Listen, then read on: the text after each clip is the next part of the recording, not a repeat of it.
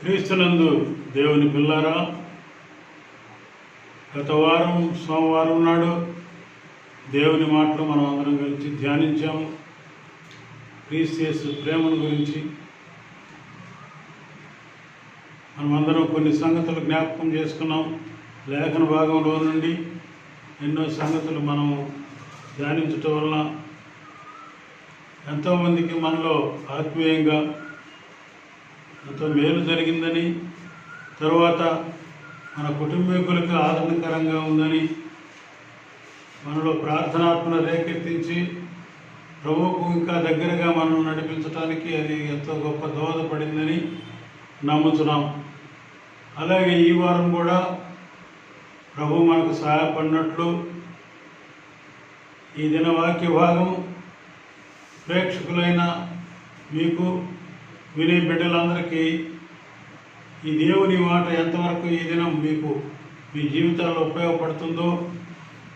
ఉపయోగపడాలో, మీ సమస్యలకు సరైనటువంటి జవాబిచ్చేదిగా ఈ వాక్యము ఏ విధమైన ఉద్దేశంతో మాట్లాడను, ఇక్కడ వాక్య భాగములు వివరించే దేవుని దాసుడు ఏం మాట్లాడినా మన సమస్యలకు, మన జీవిత అనుభవాలకి అనువుగా మనకు జవాబిచ్చేట్టుగా, మనను ఓదార్చేట్టుగా, కృంగిపోయినటువంటి తలంపులతున్న మనల్ని లేవనెత్తేట్టుగా, విశ్వాసంలో మరి నిర్వీర్యులమై బలహీనమై ఉన్న మనల్ని బలపరిచేట్టుగా, నిరీక్షణ లేని కొన్ని సంగతుల గురించి మనం దిగులు పడేటప్పుడు వాటిలో నిరీక్షణాస్పదమైనదిగా ఉన్నట్లు ఈ వాక్యం మీ అందరికీ ఉపయోగపడినట్లుగా, ఈ వినికిడి వల్ల విశ్వాసం కలుగుతుంది కనుక ప్రభు నామమును బట్టి మిమ్మల్ని నేను బ్రతిమాలేది ఏమిటంటే, ప్రార్థనతో మనము ఈ కార్యక్రమాన్ని ప్రారంభించుకుందాం. మీ మనసుల్లో మీరు ప్రార్థించుకోండి, ప్రభువుని వేడుకోనండి. ప్రభువా, ఈ దాసుడు ఒకవేళ బలహీనుడైనా ఆయన మాట్లాడేవి, ఆయన వివరించేటటువంటి మీ లోతైన సంగతులు మాకు మా జీవితానికి అన్వయించడానికి, మా సమస్యలకు పరిష్కారం ఇచ్చేట్టుగా, మాకు ఎంతైనా మేలుకరంగా ఈ కొద్ది కాలం మీ సన్నిధిలో ఉండటం మాకు మేలు జరిగినట్లుగా మాకు సహాయపడండి అని వ్యక్తిగతంగా మీరు ప్రార్థన చేసుకోండి. ఆ తర్వాత మనం ముందుకు సాగుదాం. నేను ప్రార్థన చేస్తాను, నా ప్రార్థనలో మీరు కూడా ఏకీభవించండి. అందరం కలిసి ప్రభు యొక్క సహాయాన్ని కోరుకుందాం. మహాప్రియుడ, దయగల రాజా, పరిశుద్ధుడైన నాయన, వందనాలు, స్తోత్రములు. మీరు మా కొరకు చేసిన గొప్ప యజ్ఞం, ఆ యాగమును బట్టి స్తుతులు స్తోత్రం చెల్లిస్తున్నాం. లోకంలో ఏ సొంతవాడు, ఎవరు ఏ హితుడు, మరి ఏ స్నేహితుడు అనబడేవాడు, లేక తల్లిదండ్రులు అనబడేవాడు, ఎంత ఆప్తులైనా చేయలేని గొప్ప కార్యమును సిలువలో మీరు మా కొరకు చేసినారని నమ్ముతున్నాం.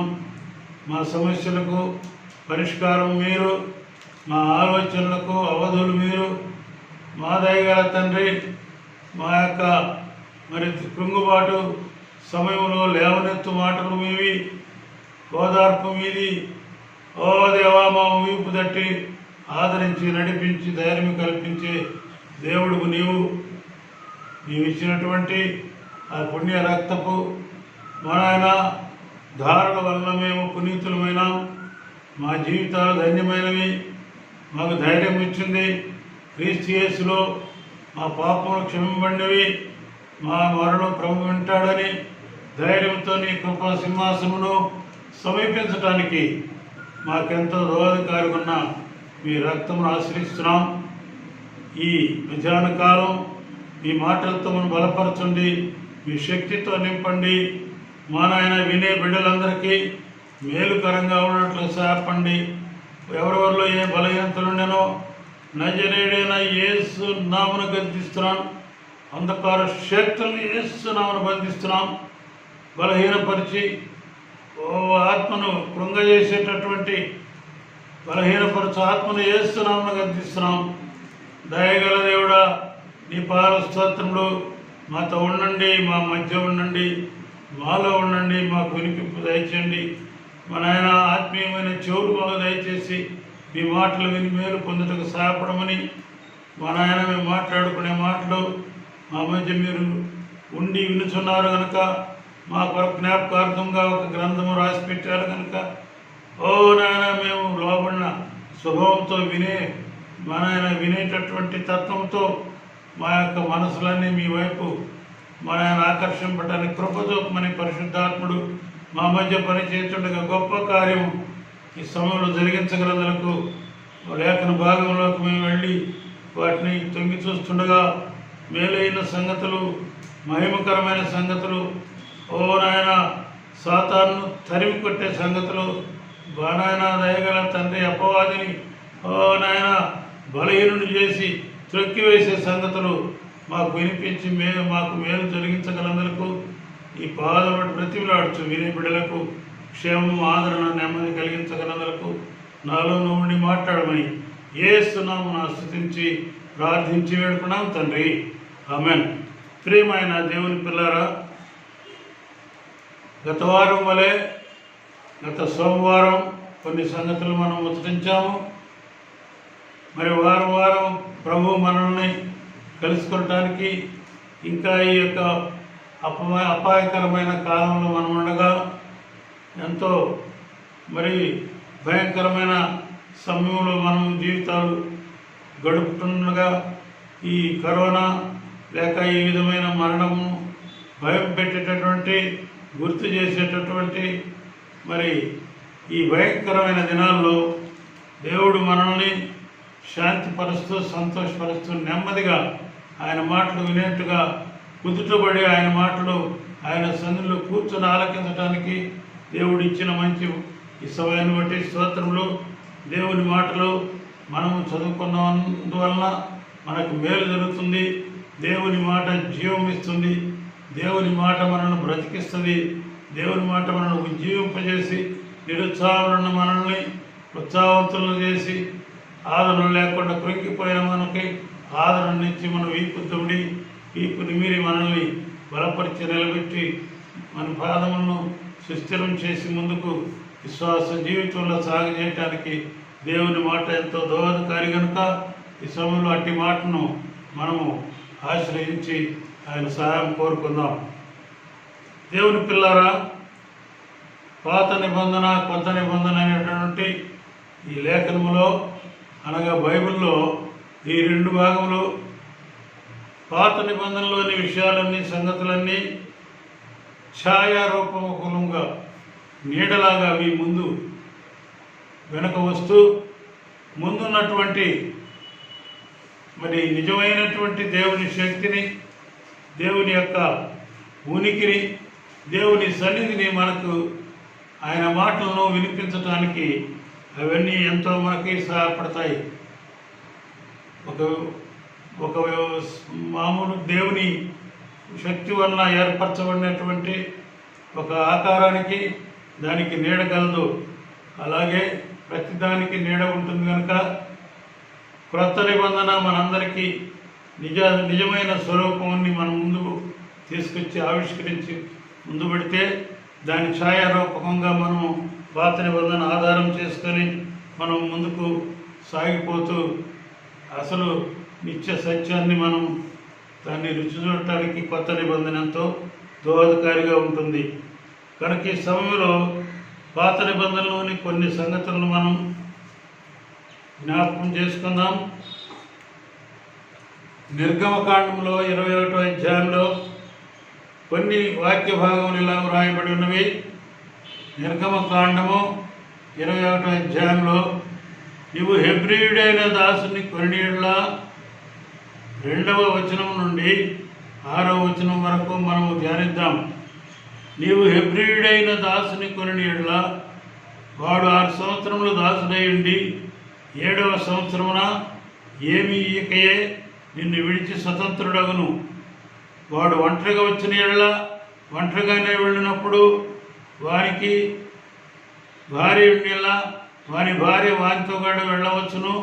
వాని యజమానుడు వానికి భార్యనిచ్చిన తరువాత ఆమె వారి వలన కుమార్తెలైన కన్యళ్ళ ఆ భార్య ఆమె పిల్లలను ఆమె యజమానుని సొత్తును కానీ వాడు ఒంటరిగానే పోవలను. అయితే ఆ దాసుడు, నేను నా యజమానిని, నా భార్యను, నా పిల్లలను ప్రేమించున్నాను, నేను వారిని విడిచి స్వతంత్రుడినై పోనలనని నిజముగా చెప్పిన యెడల వాని యజమానుడు దేవుని యొద్దకు వారిని తీసుకుని రావలను.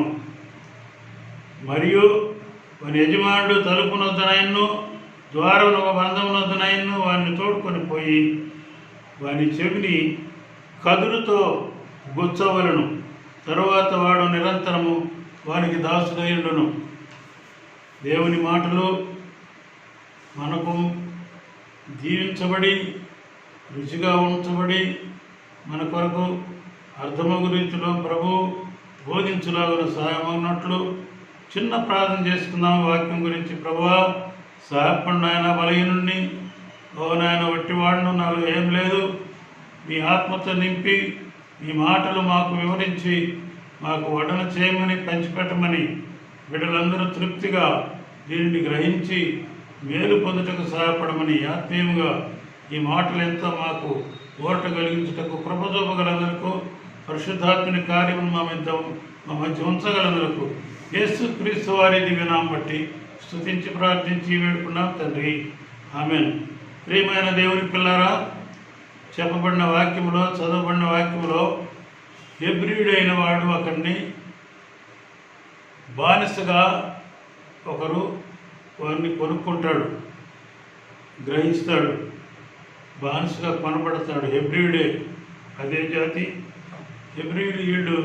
ఇది ఎవరికి బోధింపబడుతుందని నిర్గమకాండంలోని ఇశ్రాయేలీయులు ఈ ఈ యొక్క ధర్మశాస్త్రాన్ని వినేవారంతా హెబ్రీయులే కనుక ఈ హెబ్రీయులైన వారికి వారి జాతి సంబంధమైనటువంటి దాసుని ఒక యజమానికి మరి కొనబడినప్పుడు, యజమాని వద్ద ఉంచబడినప్పుడు ఆ యజమానునికి ఆ హెబ్రీయుని మీద ఎంతవరకు హక్కు ఉంటుంది, అతను ఎంతవరకు జీవితంలో అతను ఉపయోగించుకోవాలంటే ప్రతి విషయంలోనూ ప్రతి పనిలోనూ ఆ యజమానునికి ఆ హెబ్రీయుడైన దాసుడు ఎంతో లోబడి ఉండాలి. లోబడేటటువంటి తత్వం ఉన్న ఆ దాసుడైతే ఆ హెబ్రీయుడైన ఆ యజమాని దగ్గర అతడు రాణిస్తాడు. ప్రియమైన దేవుని పిల్లారా, అతన్ని దాసుడుగా కొనడానికి ఒక ప్రత్యేకమైనటువంటి ఒక మరి ఇంతని నిర్ణయం పడిన కాల వ్యవధి ఉన్నది. ఆ వ్యవధి 6 ఏళ్ళు. 6 ఏళ్ళు ఒక యజమాని దగ్గర ఒక దాసుడు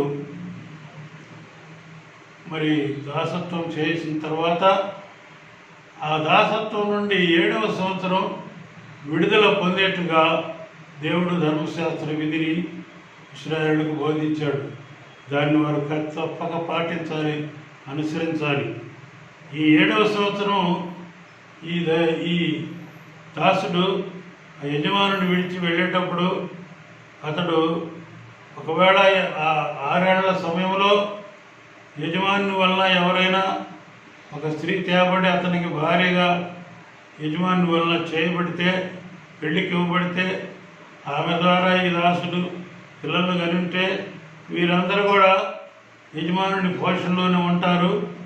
వెళ్ళేటప్పుడు ఒకవేళ అతడు తన భార్య తన పిల్లలు కావాలంటే వాళ్ళని తీసుకువెళ్ళవచ్చు. అలాగానప్పుడు యజమానుడికి ఎక్కువ హక్కు ఉంటుంది కనుక ఆ భార్య పిల్లల్ని తన యజమానునికి వదిలేసి ఆ దాసుకు వెళ్ళిపోవచ్చు. అయితే ఇక్కడ ఒక 2 దశల కాలము మన ముందు ఉంచబడుతుంది. ఒక కాలం అయితే భూతకాలం, 6 ఏళ్ళు అతడు ఆ యజమానుడికి దాసుడుగా ఉన్నాడు. 7వ సంవత్సరం విడుదల పొందిన సంవత్సరం అది. ఈ 2వ కాలం, 2వ సందర్భం.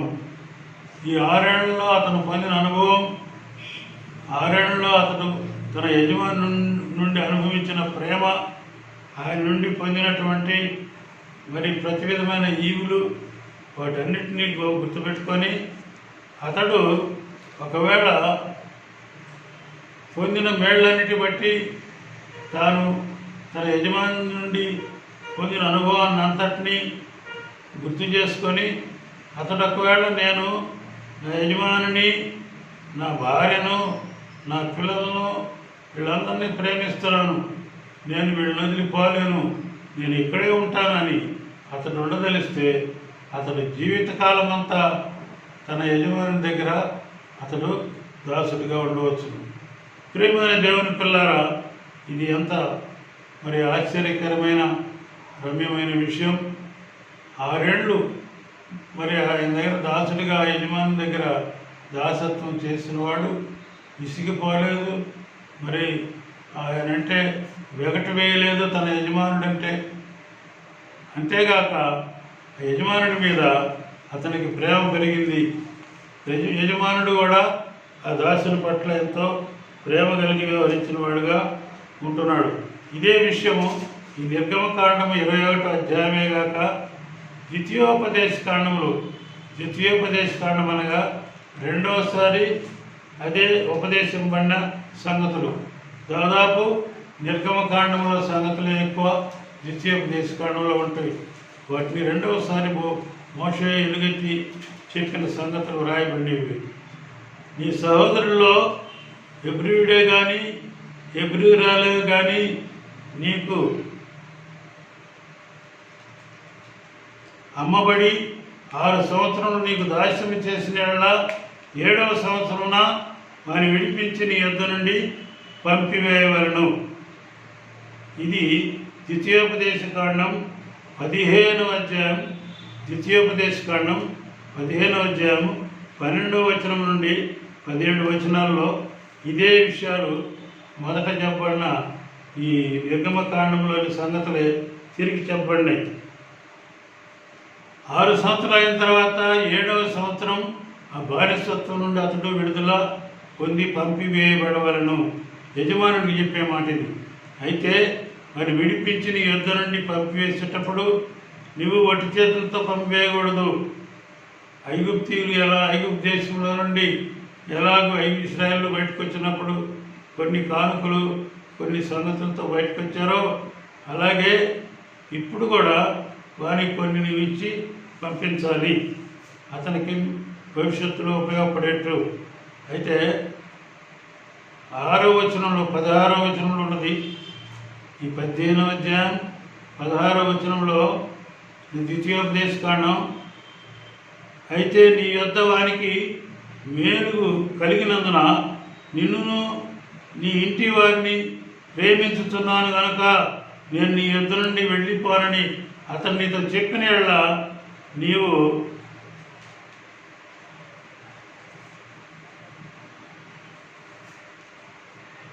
కదురు పట్టుకొని, ఇక్కడ ఒక సంగతి ప్రత్యేకంగా మనం చూడవచ్చు. ఒక ప్రత్యేకమైన విషయం, ఒక వాడికి ఆ యజమానునికి ఈ యొక్క దాసుడికి మధ్యలో బంధం ఏర్పడే ఒక చర్య అక్కడ జరపబడింది. అయితే నీ యొద్ద నుండి వాడు వెళ్ళిపోయేటప్పుడు నీవు కదురు పట్టుకొని తలుపులోనికి దిగినట్లుగా వాని చెవికి దాన్ని గుచ్చవలను. ఆ తర్వాత అతడు నిత్యము నీకు దాసుడయ్యును. ప్రియమైన దేవుని పిల్లారా, చెప్పండి మాట, యజమానుడు అతను పంపించేటప్పుడు అతను వెళ్ళిపోతే సరి, వెళ్ళిపోకుండా నీవంటే నాకు ఇష్టము, నా భార్య పిల్లల్ని నేను వదులుకోలేను, నీకు ఇది నా కుటుంబము, ఇది ఇక్కడ నేను ఎంత సంతోషపడినాను, నువ్వెంత నాకు మేలు చేశావు అనే మాట ఇక్కడ ఉచ్చరించినట్లుంది ఆ దాసుడు యజమానితో. నీ యొద్ద నాకెంతో మేలు జరిగింది కాబట్టి నేను వెళ్ళను అని ఈ 16వ వచనంలో ద్వితీయోపదేశ కాండం 15వ అధ్యాయం 16వ వచనంలో మనం ఆ మాట చూస్తాం. వాడు మేలు పొందినవాడు ఆ యజమాని వల్ల, అనగా యజమానుడు దయగలవాడు, మేలు చేసేవాడు, ఎంతో ఆప్యాయతతో కుమారుని వలె ఆ దాసుని దగ్గర పెట్టుకున్నవాడు. ఆ ప్రేమను వాడు కాదనలేడు, ఆ ప్రేమను పోగొట్టుకోలేడు. దాన్ని వదిలి వేరుగా బ్రతకలేనంటున్నాడు.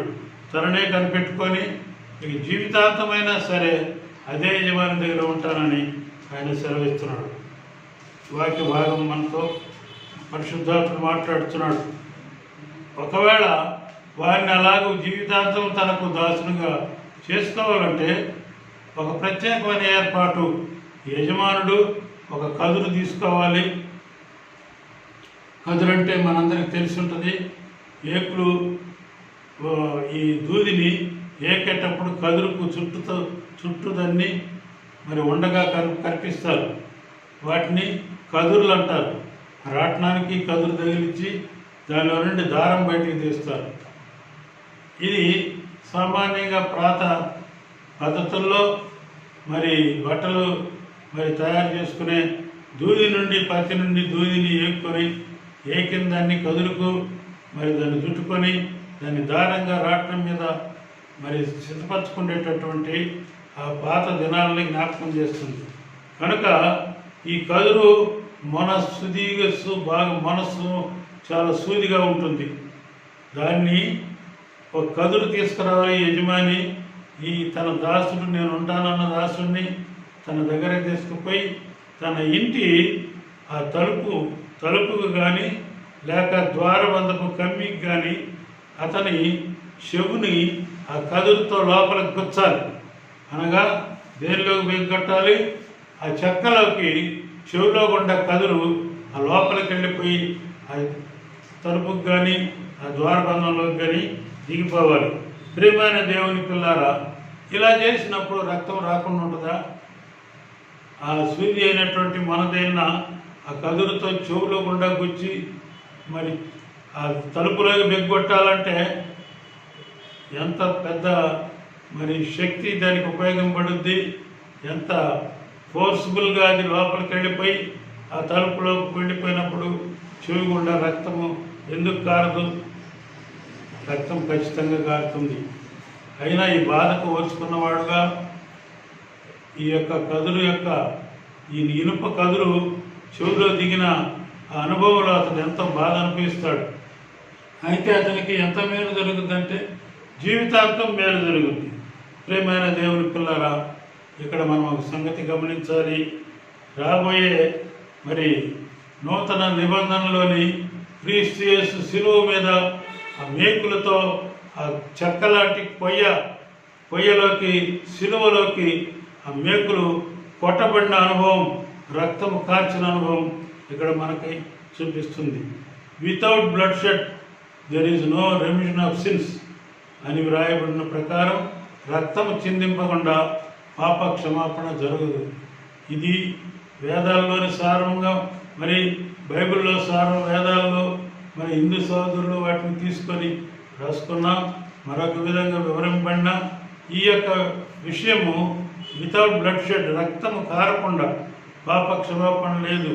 మచ్చలేని మేకపోతూ దాన్ని తీసుకొచ్చి దాన్ని తలకు బలుసు కంప గుచ్చి తర్వాత దాని 4 కాళ్ళల్లో మేకులు కొట్టి దాని యొక్క ఎముకల్లో ఒక ఎముక నిరవకుండా దాని ప్రక్క కూడా గాయం చేసి దాన్ని అలాగూ ప్రాణం తీయాలి.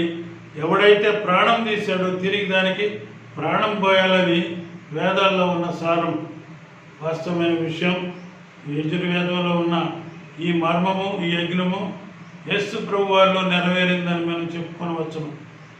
దీన్ని పోల్చి చూసినప్పుడు ఖచ్చితంగా ఈ వేదాలు విన్నటువంటి మరి ఆర్యులు అనబడిన వారు మెసొపొటేమియా ప్రాంతం నుండి భారతదేశానికి వచ్చి ఇక్కడ స్థిరపడి వారు 4 కాండాలకు బదులు 4 వేదాలు వ్రాసుకున్నారు. అది ఆర్యుల వేదాలని వ్రాయబడినవి. ఋగ్వేదము, యజుర్వేదము, సామవేదము, అథర్వణ వేదం అని 4 వేదాలు. అందులో యజుర్వేదంలో ఉన్నటువంటి ఈ రక్తం చిందింపడే బలి పశువుల గురించి వివరం, అవి వేదాల్లో మరి నిర్గమకాండంలో ఉన్న సంగతులను ఎత్తి రాసుకున్న, దాన్ని పోల్పుగా రాసుకున్నటువంటి సంగతులు మనం యజుర్వేదంలో చూడగలం.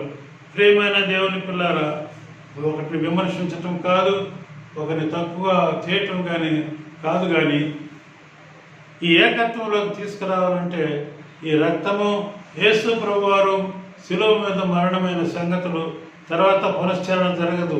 వాటిని గురించి వేదాల తర్వాత హిందూ సోదరులు వాడిని ఆ గ్రహింపులోకి వచ్చిన వారు కాదు. వాస్తవంగా చెప్పాలంటే బైబిల్ దాన్ని వివరించి చెప్తుంది.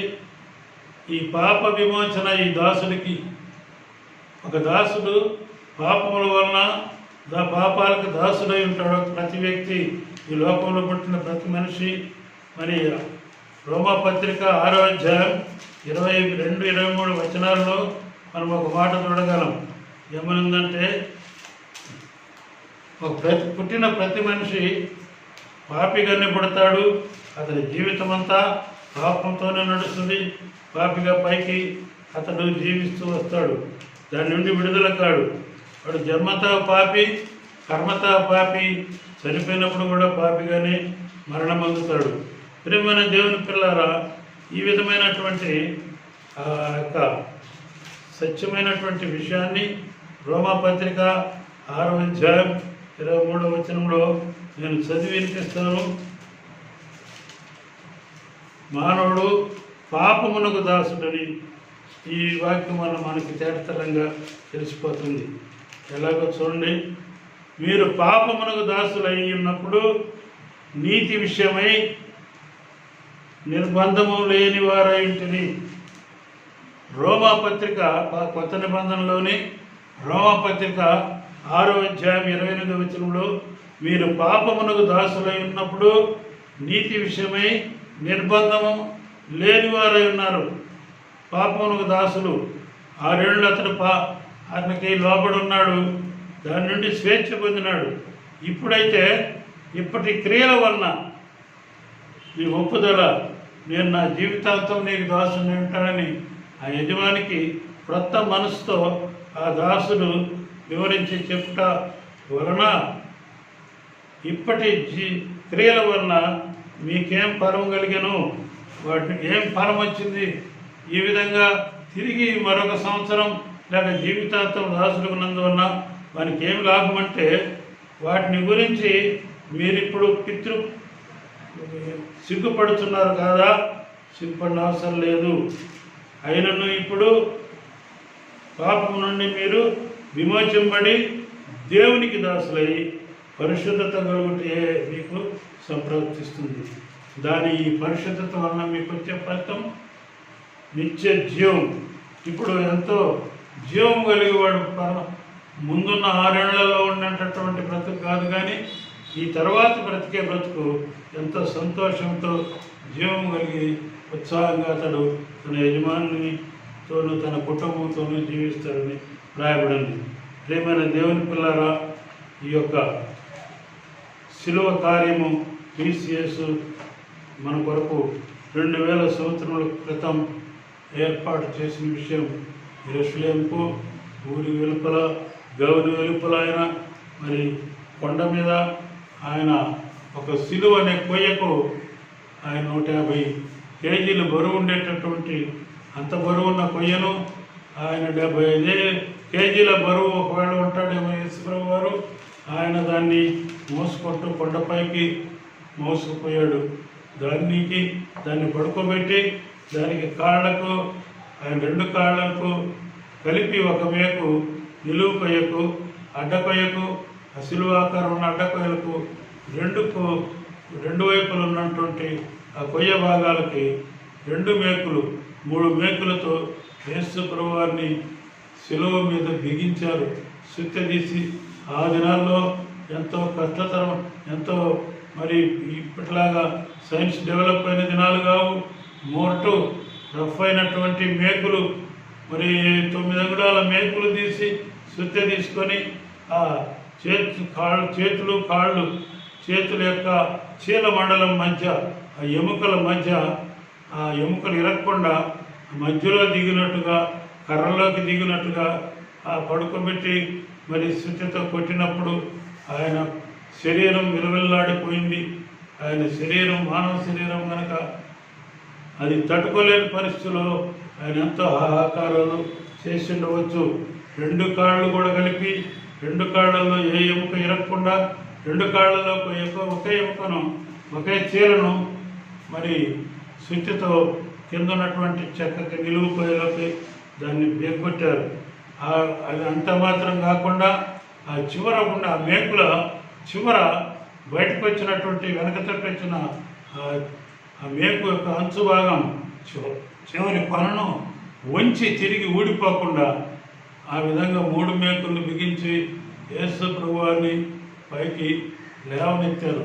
తాళ్లతో గుంట మీద లేవనెత్తి గుంటలోకి ఆ సిలువను దించినప్పుడు ఆయన ఒళ్ళు ఎంతగా కదిలిపోయి ఉంటుందో మనం ఊహించగలం. నీ కొరకు నా కొరకు ఇంత శ్రమ పడిన యేసును ఒకసారి మధ్యాహ్న కాలం జ్ఞాపకం చేసుకున్నామా? ఇంత మధ్యాహ్నం ఆయన ఎంత శ్రమపడి ఆయన తలపైన ఆయనకు మరి ముళ్ళ కిరీటం మళ్ళీ మొత్తి కొట్టినారు. ఈ ముళ్ళు మా ఆది మానవుడు ఆదాము చేసిన పాపం ఆజ్ఞాతిక్రమం వల్ల సంప్రాప్తమైనటువంటి ఫలితమే. భూమి అంతా కూడా గచ్చ పొదలు మరి ముళ్ళ పొదలతో అది పాడైపోయింది.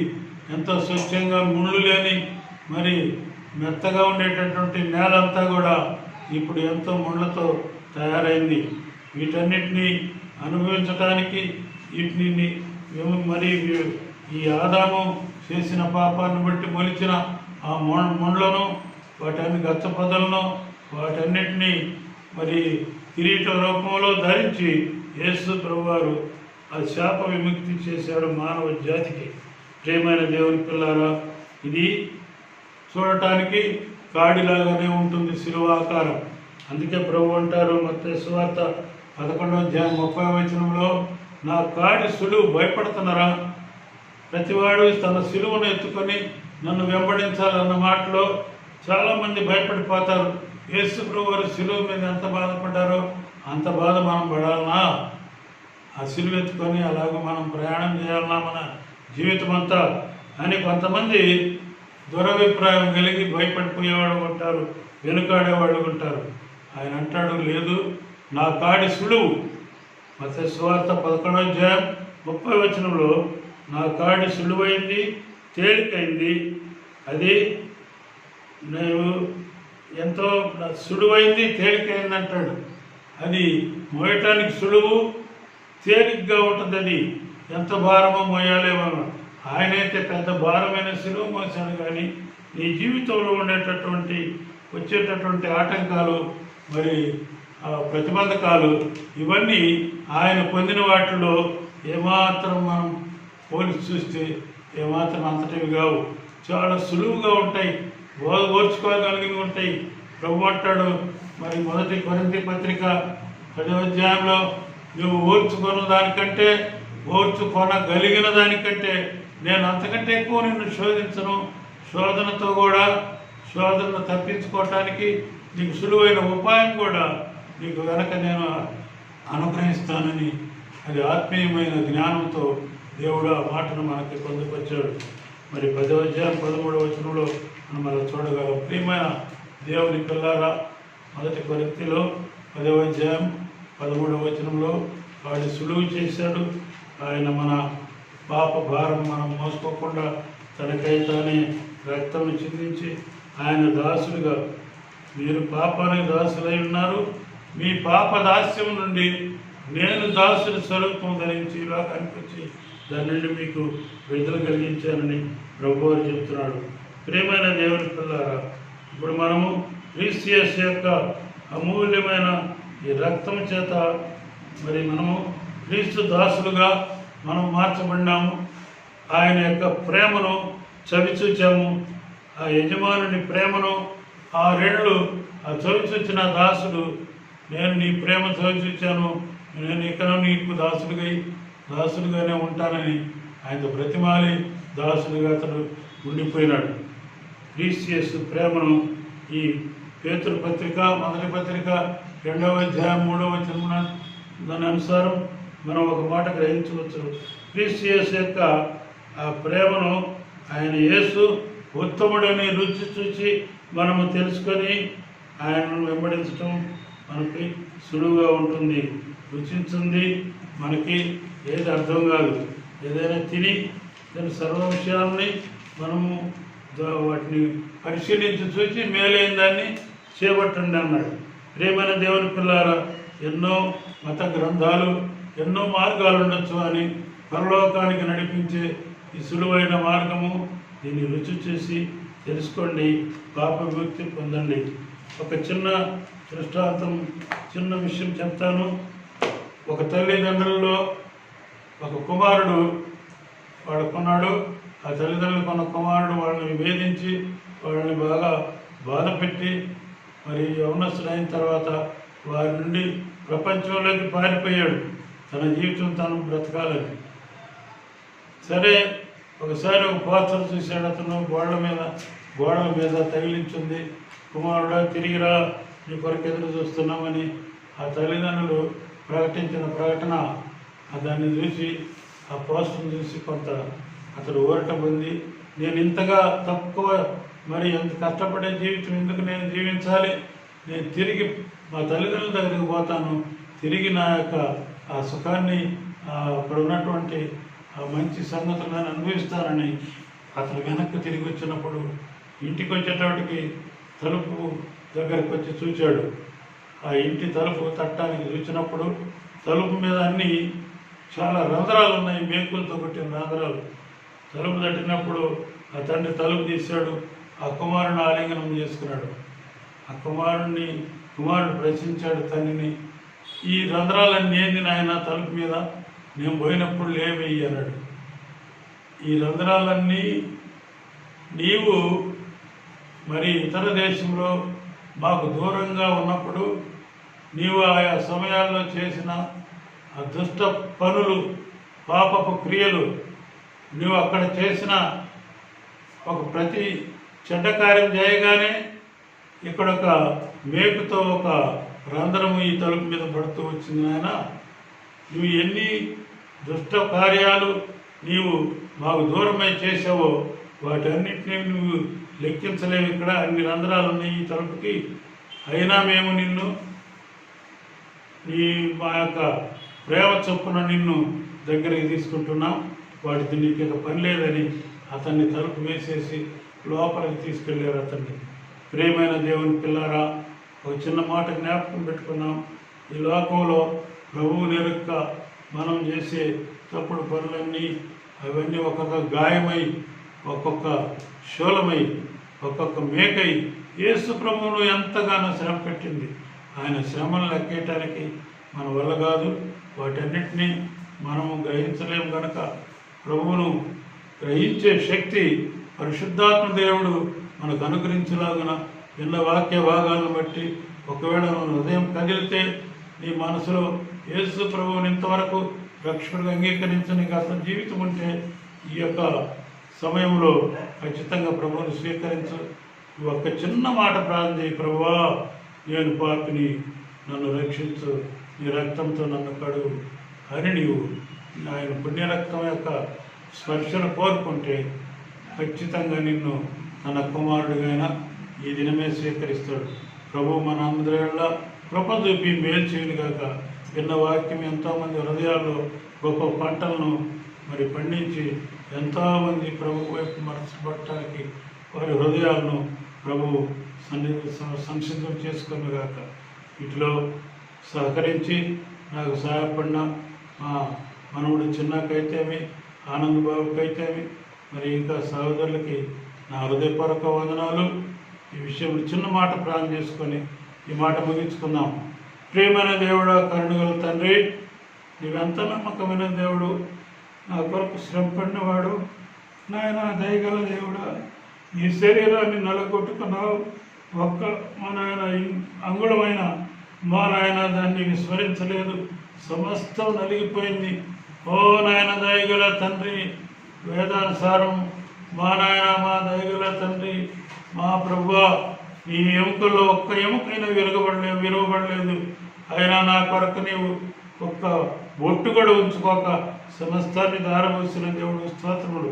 వినిన వాక్యాన్ని బట్టి దాసుడు తన యజమానుని ప్రేమను గ్రహించి అతనికి లోబడిన తత్వంలో మేమందరం మీకు లోబడిన వారుగా, ఎవరైతే ఇంకను మిమ్మల్ని తన సొంత రక్షకుడుగా అంగీకరించలేదో వారి హృదయాలను మార్చి నేటి వాక్య భాగం వారి హృదయాల్లో దూరి పనిచేసి మా నాయన వారి యొక్క ప్రాణంలో మూలుగుల్లో మా నాయన దూరి విభజించినంత మట్టుగా ఎంతో మా నాయన గొప్ప కార్యం జరిగించలాగన ఈ యొక్క సమయాన్ని మీరు ప్రత్యేకమైన రీతిలో మా నాయన మా కొరకు మరి దీన్ని దీవించగలదలకు ఈ ఆశీర్వదించి ఈ సమయాన్ని మా కొరకు పంచిపెట్టిన స్తోత్రం చెల్లిస్తూ సహకరించిన బిడ్డలకు కావలసిన ఆశీర్వాదములు అనుగ్రహించగలదలకు వినే బిడ్డలందరికీ ఎంతో మేలు కలిగి మారు పొందుటకు దారి నీటుకు ఈ వాక్యాన్ని మీరు వాడుకోగలదలకు మన అధికారులు వచ్చుకుంటూ ఇంతవారు చూపిన ప్రేమను బట్టి